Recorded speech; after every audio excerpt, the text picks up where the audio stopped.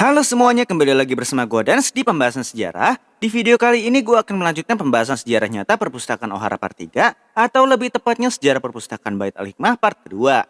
Dan ya, karena pembahasannya masih panjang sesuai apa yang gue bilang di pembahasan sebelumnya, daripada kelamaan langsung aja kita ke pembahasannya.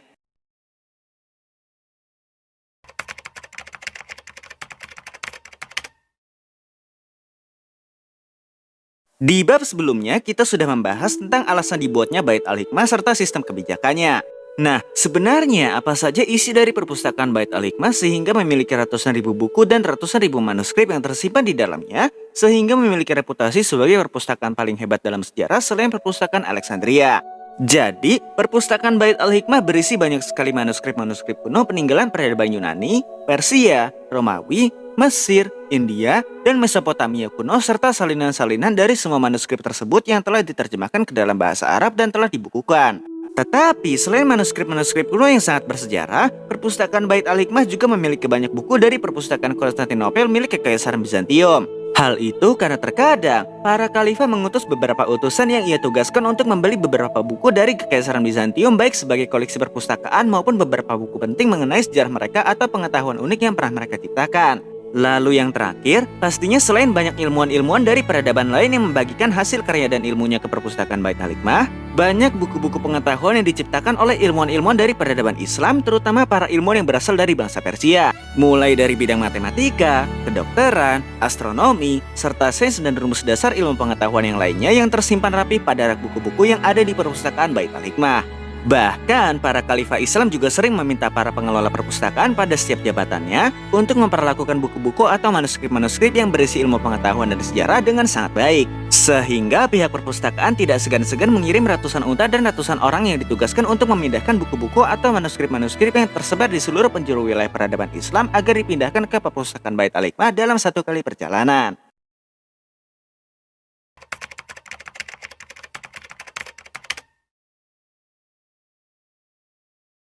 Nah, sebenarnya kalau berbicara tentang pengetahuan dan para ilmuwan yang terkenal dari Bait Al-Hikmah, ilmu pengetahuan dan para ilmuwan yang kita kenal saat ini hanyalah beberapa atau sebagian kecil dari banyaknya para ilmuwan yang telah membagikan banyak ilmu pengetahuan ke perpustakaan Bait Al-Hikmah. Hal itu karena seperti yang gue jelaskan di video sebelumnya, perpustakaan ini nantinya akan hancur dan akan bernasib sama seperti perpustakaan Alexandria yang hanya menyisakan tidak lebih dari 5% ilmu pengetahuannya dari sekian banyaknya ilmu pengetahuan dan catatan-catatan sejarah yang ada di kedua perpustakaan tersebut. Tetapi, meskipun sekarang teknologi dan sains yang kita rasakan saat ini hanyalah sisa-sisa pengetahuan dasar yang tidak lebih dari 5% total kedua perpustakaan Alexandria dan Bait Al-Hikmah, tetap saja tokoh-tokoh ilmuwan yang memiliki catatan sejarah patut kita kenal dan kita hormati. Dan berikut adalah beberapa ilmuwan yang catatannya tersisa dan yang paling berpengaruh bagi dunia ini.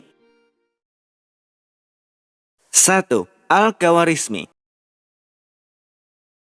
Al-Khawarizmi merupakan sosok yang dikenal dunia sebagai salah satu tokoh matematikawan yang paling penting dalam sejarah matematika. Hal itu karena salah satu penemuannya yaitu rumus aljabar atau yang lebih dikenal dengan rumus algebra di dunia barat. Rumus tersebut telah dikembangkan oleh para ilmuwan-ilmuwan selanjutnya sehingga menghasilkan banyak teknologi dan sains yang bisa kita rasakan saat ini. Dan juga salah satu rumus lain ciptaannya yang sangat terkenal adalah algoritma yang sekarang telah banyak dikembangkan sehingga menghasilkan salah satu hal penting yang sedang kita gunakan saat ini yaitu internet serta cara kerja aplikasi-aplikasi yang ada di dalam HP ataupun komputer yang sedang kita gunakan sekarang. Nah, Al-Khawarizmi ini memiliki nama lengkap Muhammad Ibnu Musa Al-Khawarizmi. Ia lahir pada tahun 780 Masehi di kota Khawarizmi yang sekarang menjadi kota Khiva di salah satu negara yang terletak di Asia Tengah yaitu Uzbekistan. Tetapi meskipun Al-Khawarizmi lahir di tanah Uzbekistan, ia bukan berasal dari bangsa Turkik, melainkan ia berasal dari bangsa Persia. Hal itu karena sebelum bangsa Turkik mengenal Islam dan menjadi mu'alaf, wilayah Persia hingga ke utara Persia dihuni oleh orang-orang Persia maupun orang-orang dari bangsa lain yang memilih untuk menetap di sana. Barulah setelah orang-orang Turki menjadi mu'alaf, Khalifah Abbasiyah sebagai pemimpin tertinggi dari wilayah peradaban Islam memberikan tanah untuk orang-orang Turki di wilayah-wilayah pegunungan seperti Uzbekistan hingga ke wilayah Anatolia atau wilayah-wilayah tersebut lebih kita kenal dengan wilayah Kesultanan Seljuk. Nah, Al-Khawarizmi ini tadinya hanya seorang anak biasa seperti anak-anak pada umumnya. Tetapi semenjak orang tuanya pindah ke sebuah kota kecil yang terletak di selatan kota Baghdad, Al-Khawarizmi yang pada saat itu masih kecil mulai menyukai ilmu pengetahuan dan terus mempelajarinya di perpustakaan Bait Al-Hikmah hingga akhirnya ia menjadi salah satu ilmuwan paling berpengaruh yang ada di dalam sejarah dunia.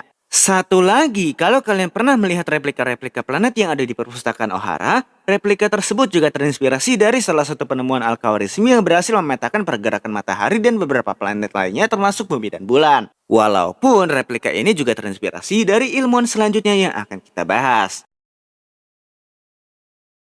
2. Al-Battani. Al-Battani adalah seorang ilmuwan di bidang matematika dan astronomi yang lahir pada tahun 858 Masehi di kota Haran yang sekarang berada di negara Turki. Nah, sebenarnya Al-Battani ini memiliki lebih dari satu penemuan penting, tetapi penemuan paling pentingnya yang sangat berpengaruh dan masih digunakan hingga sekarang adalah menemukan teropong bintang untuk pertama kalinya sekaligus menentukan bahwa satu tahun kalender matahari terdiri dari 365 hari dan 5 jam 46 menit. Dan ya, tidak mengherankan kenapa perpustakaan O'Hara memiliki sebuah benda astronomi yang terinspirasi dari penemuan Al-Khawarizmi dan juga Al-Battani. Karena perpustakaan O'Hara juga mengambil referensi dari perpustakaan Bait al-Hikmah selain referensi dari perpustakaan Alexandria. Hal itu karena memang salah satu bidang yang paling berkembang pesat di era Islamic Golden Age adalah bidang astronomi, yang dimana selain menemukan teknologi dan sains serta hal-hal baru, banyak ilmuwan di era Islamic Golden Age dengan penemuan baru dan hasil penelitiannya yang berhasil mematahkan teori-teori dari peradaban kuno di masa lalu seperti peradaban Yunani dalam beberapa bidang tertentu.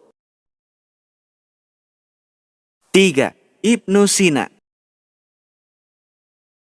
Nah, seperti yang kita tahu, alasan Chopper bergabung dengan Luffy dan yang lainnya adalah karena ia ingin menjadi dokter terbaik yang ada di dunia One Piece.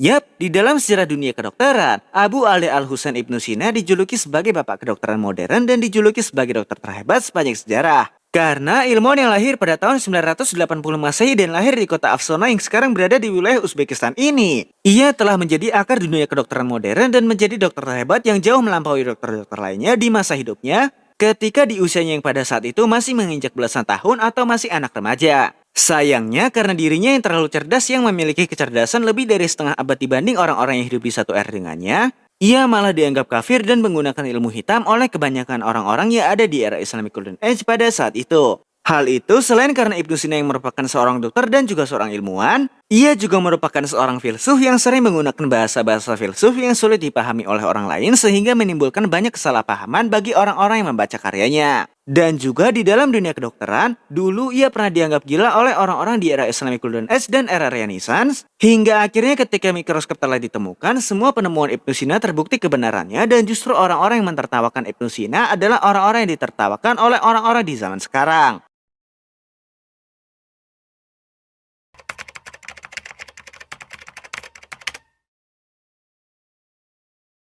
Setelah Genghis Khan menyatukan suku-suku nomaden di Asia Utara yaitu orang-orang Turkik dan orang-orang Mongol, ia mulai menyerang wilayah kekhalifahan Islam yang dimulai dengan penaklukan Kesultanan Khawarizmia yang berada di wilayah paling timur kedua dari wilayah era keemasan Islam. Lalu setelah Kesultanan Khawarizmia ditaklukkan oleh Kekaisaran Mongol pada tahun 1221 di bawah kepemimpinan Genghis Khan, pada tahun 1258 cucu Genghis Khan yang bernama Hulagu Khan melakukan pengepungan terhadap kota Baghdad dan membumi hanguskan semua hal yang ada di dalam kota Baghdad, terutama perpustakaan Bait al-Hikmah tanpa tersisa. Tetapi untungnya, beberapa hari sebelum perpustakaan Baghdad dihancurkan, salah satu ilmuwan Persia yang bernama Al-Tusi berhasil menyelamatkan sebagian kecil dokumen yang ada di perpustakaan Baghdad, yaitu sekitar 200.000 manuskrip, ke sebuah wilayah bernama Marage yang sekarang terletak di negara Azerbaijan.